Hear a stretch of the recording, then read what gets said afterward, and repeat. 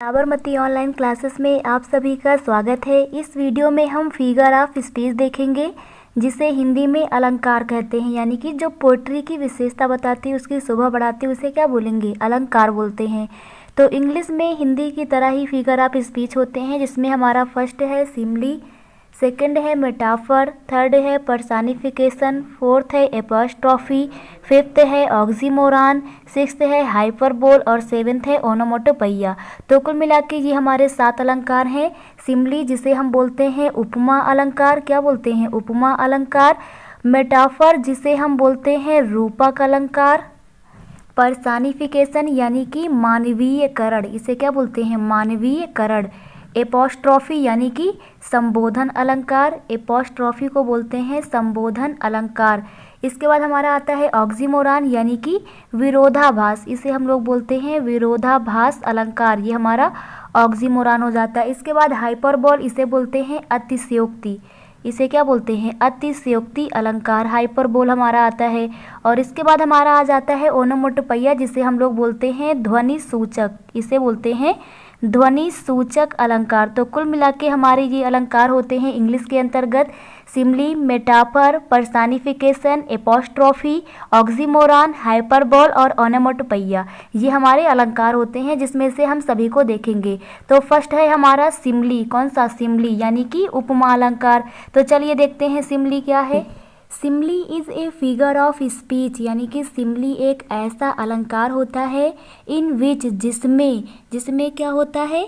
There is a comparison, comparison means होता है तुलना, जिसमें तुलना की जाती है between two a different object, different मतलब भिन्न भिन्न, ऑब्जेक्ट वस्तुओं की, जिसमें दो अलग अलग वस्तुओं की यानी भिन्न भिन्न वस्तुओं की तुलना की जाती है। हैविंग एट लीस्ट, जिसमें कम से कम, एट लीस्ट यानी कि कम से कम 1 पॉइंट, एक बिंदु जो होता है, एक गुण जो होता है वो कॉमन, वो समान हो। तो कह रहे हैं कि उपमा अलंकार वह अलंकार होता है जिसमें दो अलग अलग प्रकार की जो वस्तुएं होती हैं, इनका क्या किया जाता है? कंपैरिजन किया जाता है, इनकी तुलना की जाती है, और उनमें कम से कम एट लीस्ट 1 पॉइंट जो होता है वो कॉमन होता है, यानी कि एक गुण उनका क्या होता है? समान होता है।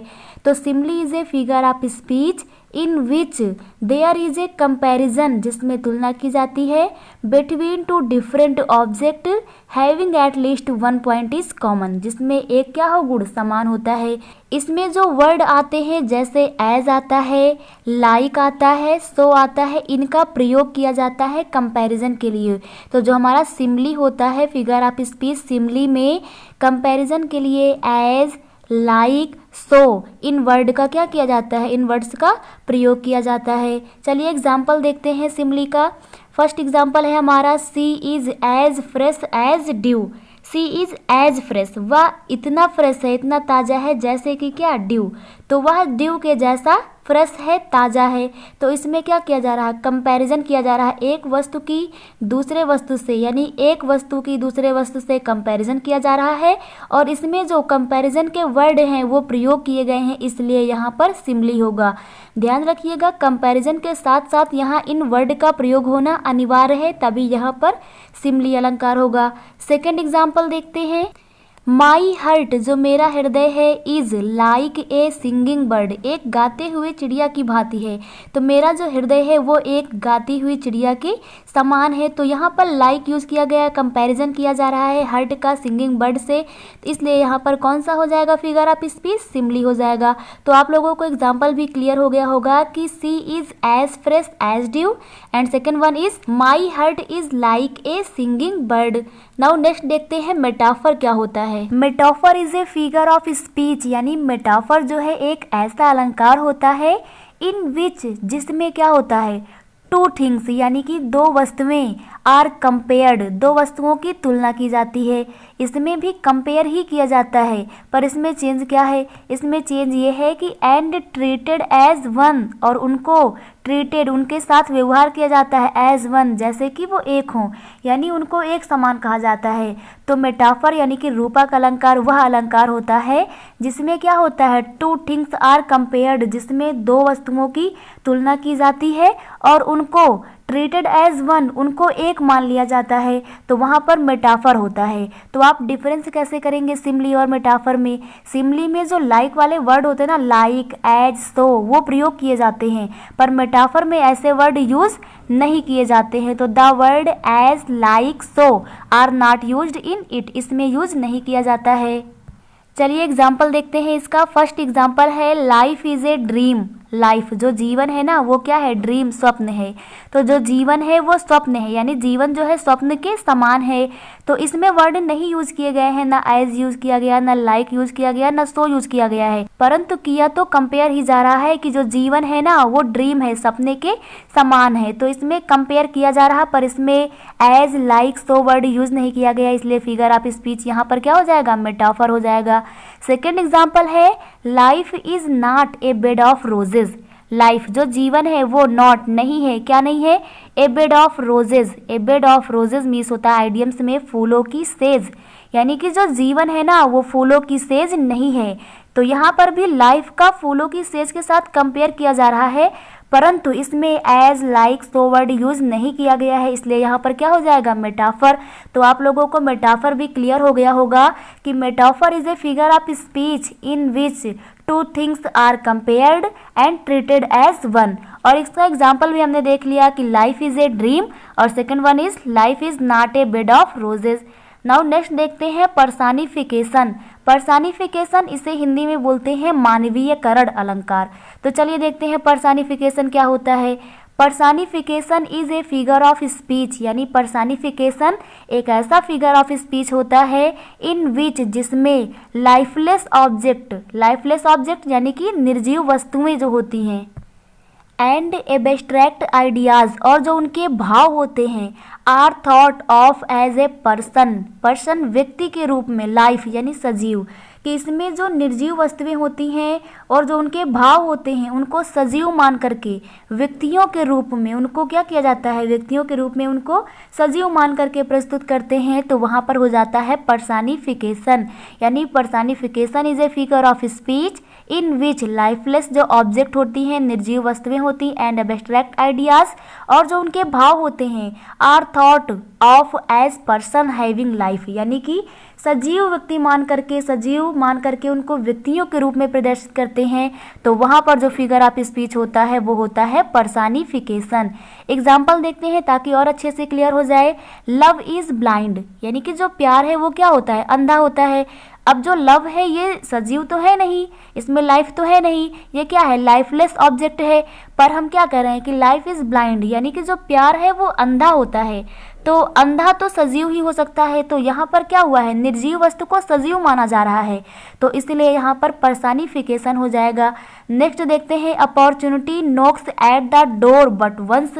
अपॉर्चुनिटीज यानी कि जो अवसर होते हैं वे नॉक्स करते हैं, दरवाजे पर दस्तक देते हैं। डोर्स दरवाजे पर नॉक्स करते हैं यानी खटखटाते हैं, यानी दस्तक देते हैं, बट वंस लेकिन एक बार, कि जो जिम्मेदारियां हैं ना वे दरवाजे पर दस्तक देती हैं लेकिन एक बार। अब जिम्मेदारी कोई ये सजीव तो है नहीं, लाइफ तो है नहीं इसमें कि आपका दरवाजा आके खटखटाएगा, तो ये लाइफलेस है, लेकिन इसको लाइफ वाला दिखाया गया है, इसको पर्सन की लाइफ के जैसा मान करके, सजीव मान करके रिप्रेजेंट किया जा रहा है। तो इसलिए यहाँ पर कौन सा फिगर ऑफ स्पीच हो जाएगा? पर्सनिफिकेशन, यानी कि मानवीकरण हो जाएगा। नेक्स्ट हमारा है एपोस्ट्रॉफी। एपोस्ट्रॉफी यानी संबोधन, इसका हिंदी में क्या अर्थ होता है? संबोधन। तो इसमें क्या किया जाता है? मुख्यतः इसमें संबोधित किया जाता है। Apostrophe is a figure of speech, यानी एपोस्ट्रॉफी ऐसा फिगर ऑफ स्पीच है in which there is a direct address यानी संबोधित करना, डायरेक्ट संबोधित किया जाता है, प्रत्यक्ष रूप से संबोधित किया जाता है टू द डेड यानी मृत, और टू द अब्सेंट और अनुपस्थित का, यानी मृत और अनुपस्थित को इसमें डायरेक्टली संबोधित किया जाता है, एड्रेस्ड किया जाता है। एग्जाम्पल देखते हैं ताकि और अच्छे से क्लियर हो जाए। वैसे अपोस्ट्रोफी की आप पहचान ये कर सकते हैं कि इसमें एक्सक्लेमेटरी का आपको साइन दिख जाएगा।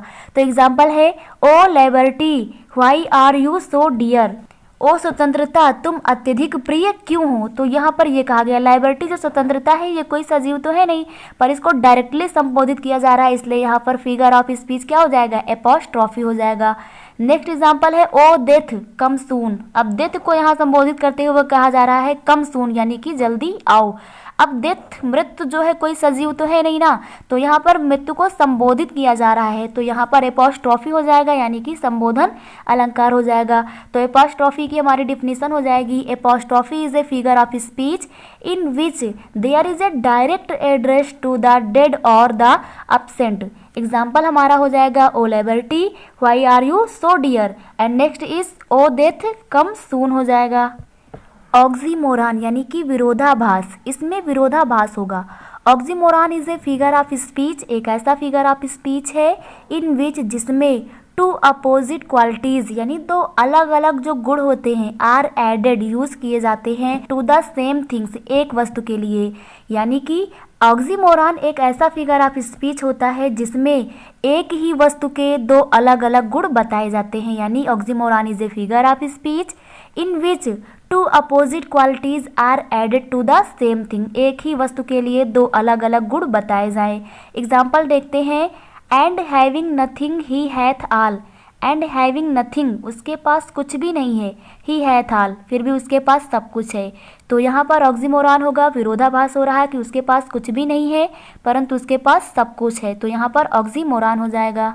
सेकेंड एग्जाम्पल है इट इज़ ओपन सीक्रेट, यानी कि यह ओपन सीक्रेट है। सीक्रेट तो है, यह गुप्त है, लेकिन ओपन खुला हुआ है, तो यह एक खुला हुआ रहस्य है। तो यहाँ पर भी विरोधाभास लग रहा है कि खुला हुआ है तो उसमें सीक्रेट क्या है, यानी अगर वो ओपन ही है तो उसमें सीक्रेट क्या बचा है, तो यहाँ पर भी विरोधाभास है।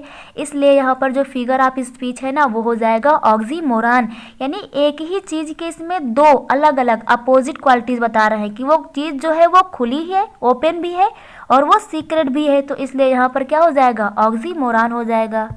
नेक्स्ट हमारा है हाइपरबोल। हाइपरबोल जिसे हम लोग बोलते हैं अतिशयोक्ति। अतिशयोक्ति यानी इसमें बढ़ा चढ़ाकर बात कही जाए। Hyperbole is a figure of speech, एक ऐसा फिगर ऑफ स्पीच है इन विच जिसमें थिंग्स जो वस्तुएं हैं आर सो प्रदर्शित की जाती हैं एज ग्रेटर, यानी कि अधिक महान उनको बताया जाता है, बड़ा बताया जाता है, और स्मॉलर या उनको जितनी है उनसे अधिक छोटा बताया जाता है, बेटर उनको ज़्यादा अच्छा बताया जाता है, वर्ष उनको खराब बताया जाता है, देन यानी तुलना में, दे रियली आर जितनी कि वो वास्तव में है।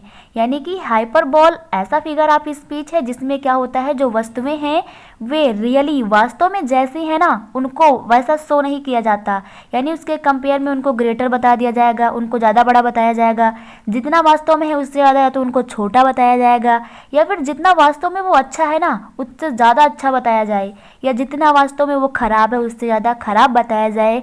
तो वहाँ पर क्या होता है, हाइपरबोल होता है, अतिशयोक्ति कही जाती है। एग्जाम्पल देखते हैं इसका, she wept oceans of tears. She wept oceans of tears यानी कि वह सागर के आंसुओं के लिए रोती है, वह सागर के आंसुओं के लिए रोती है। सेकेंड एग्जाम्पल है reverse of blood flowed in the battle. Reverse of blood यानी कि खून की नदियाँ फ्लोड बही इन द बैटल यानी युद्ध में। तो यहाँ पर क्या हो रहा है कि युद्ध के समय खून की नदी बहने की बात कही जा रही है, तो ये भी हमारा हाइपरबोल है, यानी अतिशयोक्ति, कुछ बढ़ा चढ़ाकर ही कहा जा रहा है। नेक्स्ट देखते हैं ओनोमोटोपैया। ओनोमोटोपैया जिसे बोलते हैं ध्वनि सूचक।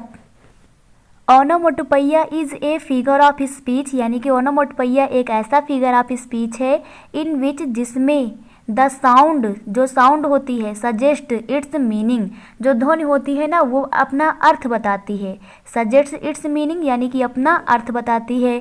तो ओनोमोटोपैया एक ऐसा फिगर ऑफ स्पीच है जिसमें जो साउंड होता है, ध्वनि होता है, वे अपना अर्थ बताती है, यानी इसमें ध्वनि के बारे में बताया जाता है। एग्जाम्पल के तौर पर जैसे बीज, हम जो बीज होती है, मक्खियाँ होती हैं, वो कहती है ना तो मक्खियों की यहाँ पर ध्वनि की बात की जा रही है, इसलिए ओनोमोटोपैया हो जाएगा।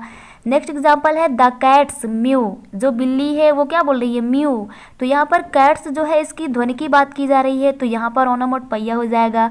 नेक्स्ट एग्जाम्पल है कुकूस कू, यानी कि जो कुकू है वो क्या बोल रही है, कू बोल रही है, कोयल जो है कू बोल रही है, तो यहाँ पर कुकू की बात की जा रही है, उसकी ध्वनि की बात की जा रही है, इसलिए फिगर ऑफ स्पीच क्या हो जाएगा, ओनोमोटोपैया हो जाएगा। तो आप लोगों को फिगर ऑफ स्पीच क्लियर हो गए होंगे। Thank you.